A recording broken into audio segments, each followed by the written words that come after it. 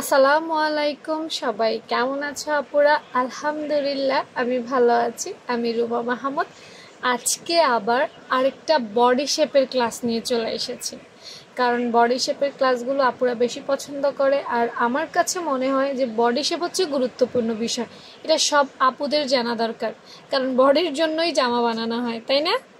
ওকে, নিয়মিত আসলে যারা ভিডিওগুলো দেখছো বা দেখো আসলে তাদের জন্য ইজি হবে, নতুন করে হুটহাট দেখলে বুঝতে পারবা না। আচ্ছা দেখো, বডি শেপ হচ্ছে এই জায়গাটা। তো আজকে দেখাবো এই যে ছবিটা দেখতে পাচ্ছ, এই ছবিটার মতো করে হুবহু বডি শেপ আমরা কাদের জন্য দিব, ঠিক আছে? কাদের জন্য এটা ব্যবহার করা যাবে? ড্রয়িং আসলে সেলাইয়ের জগতে ড্রয়িং হচ্ছে একটা ব্যাপার, কাটিং হচ্ছে আরেকটা ব্যাপার, সেলাই হচ্ছে আরেকটা ব্যাপার। তো সব সময় কিন্তু আমরা ড্রয়িংয়ের মতো কাটিং করতে পারি না। ড্রয়িং হচ্ছে সৌন্দর্যের জন্য, বোঝানোর জন্য, ইজির জন্য দেওয়া হয়, কিন্তু আজকে এই ড্রয়িংটাই তুমি ব্যবহার করতে পারবে। একটা কামিজ ধরো তুমি একটা কামিজ বানাবা, গলা যা আছে তাই দাও।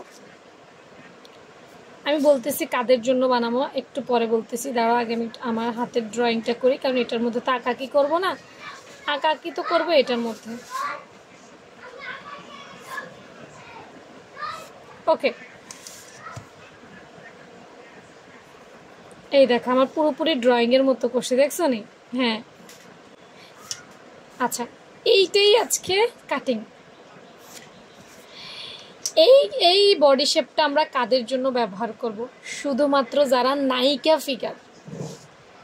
ফিগার বোঝনি? নায়িকা করে দেখতে কেমন লাগে কত? আমগো মতো লাগে?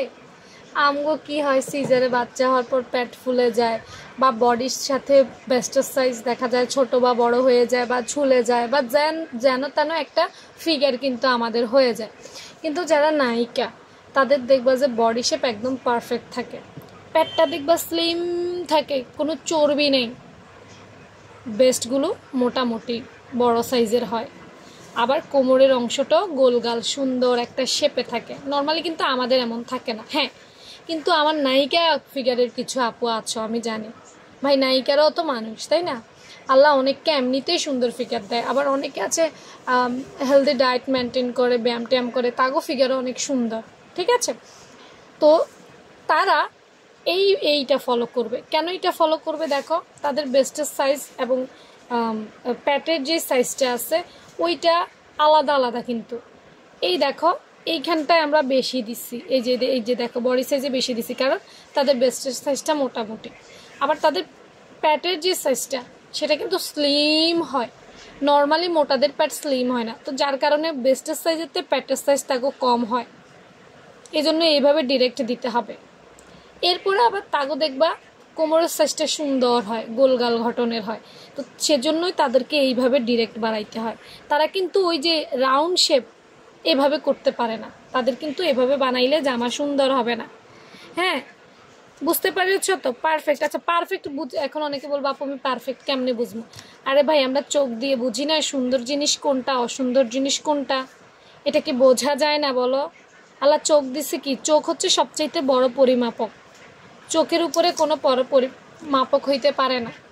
হ্যাঁ, তো চোখ দিয়ে যখন বুঝবা যে এর সাইজ মানে অর্থাৎ বেস্টের সাইজের সাথে প্যাটের সাইজের সাথে কোমরের সাইজ পারফেক্ট, আমাদের মতো নুয়ে ঝুলে বা যেসব আপুদের সিজার হয়েছে ওইসব আপুদের মতো না, তাদের শেপটা এভাবে দিতে হবে। এখন হ্যাঁ, এখন এই যে এখানে একটা কর্নার বের হয়, এই কর্নারটা কিন্তু সেলাই করা যায় না, তো কাটিং আমরা এভাবেই করব। শুধুমাত্র সেলাইতে গিয়ে আমরা এখানে হালকা একটু, কারণ এভাবে দিলে তো আর হবে না, হালকা একটু আমরা এইভাবে দিব, মানে এটা সেলাইয়ের সময়, কাটিংয়ের সময় আমাদের যা আছে তাই থাকবে, শুধু সেলাইয়ের সময় আমরা একটু এভাবে দিব যাতে আমাদের সেলাই করতে হয়। এইভাবে করতে গিয়ে তুমি আরেকটা প্রবলেমে পড়বা, কারণ রাউন্ড শেপে দিলে সেলাইয়ের প্রবলেমে পড়তে হয় না, কিন্তু এই শেপে দিলে প্রবলেমে পড়তে হয়। তাহলে কি করবা, এই যে ভেতরে যখন বাড়তি কাপড় নিবা তখন কম নিবা। আমরা কিন্তু বলি যে সেলাইয়ের জন্য 1.5-2 ইঞ্চি নাও, 1 ইঞ্চি নাও, না, এই শেপে তৈরি করতে গেলে তোমাকে বাড়তি কাপড় খুব একটা নিতে পারবা না, কারণ ওই যে এটা কর্নার, এই শেপটা এরকম কর্নার, এই শেপটা এরকম কর্নারের কারণে তুমি বাড়তি কাপড় নিলে ভেতর দিয়ে গুছ ধরবে, ফিনিশিং ভালো আসবে না। বুঝতে পেরেছো?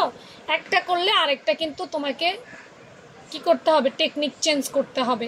এখানে বেশি বাড়তি কাপড় নিলে ঝামেলায় পড়বা। বাস এটাই ছিল আমাদের পারফেক্ট ফিগারের পারফেক্ট বডি শেপ। হ্যাঁ, এখন খুঁজে বের করবা কি, চোখ দিয়ে তাকাইলেই বোঝা যায় কার শেপ ঠিক আছে কার শেপ ঠিক নেই, নাইলে তুমি টেইলারের কাছে পারবা না। ওকে, তো ভালো থেকে সবাই, আল্লাহ হাফেজ।